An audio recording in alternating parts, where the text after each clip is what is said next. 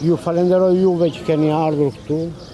Kam protestën tuaj, se ne nuk e dinim Ju hallin tuaj. falenderoj që na mbështesni për ikjen e gjendjes civile. Këtu është një popull prej 17.000 banorësh. I pari është ky, unë jam vi nga Golishova, në radhë parë, quhem në imë se idaj. Është kushëriri im ky. E shko si është me dorak, zotria atje, shko si është me dorak. Po. Qoj va kamën që, zotria atje, shko si është me dorak. Ja, me. Ne këtu nuk jemi mbledhur të shajmë njërin apo tjetrin, po duam shërbimin e gjendjes civile, duam këtu në Cakra. Nuk e shaj dot se njerëz janë dhe ata. Mos flasim në atë mënyrë. Po. Unë flas për këtë moshatarin nesër do doj shpenzime të shkoj në Levan.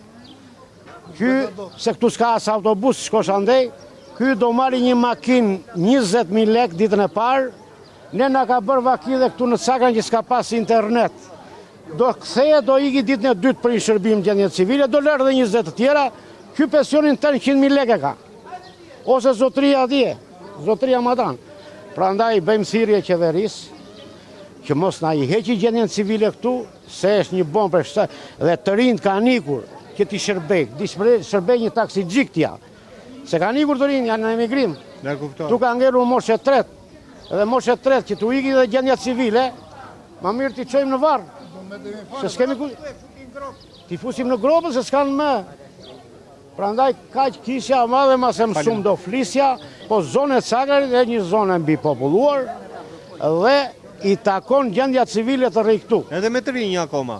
Po të rinj ka nxënës shkollës e të rinj kanë ikur jashtë shtetit, nuk i shërbejnë dot prindit po të them. E qartë. Unë kam një nën 86 vjeçare në shtëpi. Me kuptoj. Që të dua një shërbim, mua s'më bëhet shërbimit vetë në Levan. Imagjino për nanën. Po, do marr nanën. Do marr nanën, edhe do faturoj dhe një taksi se s'ka makinë. Po. Më dëgjo, do faturoj dhe një taksi, do shkoj atje sa të thot ai 30-40.000 lek.